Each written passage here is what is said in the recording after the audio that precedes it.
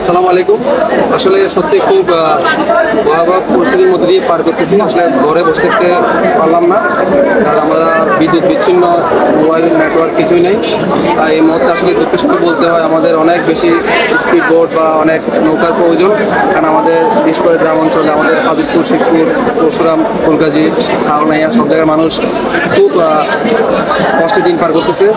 আসলে যোগাযোগ করতে পারতেছি না ওদের সাথে। তো আপনারা বাংলাদেশের যে প্রান্তে বিভিন্ন বোট বা নৌকা আছে, প্লিজ ব্যবস্থা করুন। যেরকম পরিমাণে রেস্কিউ টিম প্রয়োজন সেই পরিমাণে এখনও আসেনি।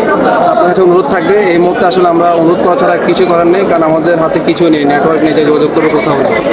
সবাই ইনশাল্লাহ এগিয়ে আসুন, কারণ আমরা খুব ভয়াবহ পরিস্থিতির মধ্যে দিয়ে আমাদের ফেরি মানুষ পার করতেছি। সবাই দোয়া করবেন।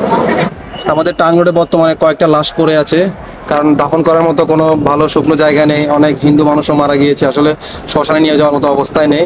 তো আমি বাংলাদেশ সরকারের কাছে অনুরোধ করব, আপনারা আপনাদের সর্বোচ্চ শক্তি প্রয়োগ করে বাংলাদেশের মানুষকে উদ্ধার করুন, না হলে এখানে হাজার হাজার মৃত্যু আমাদের দেখতে হবে।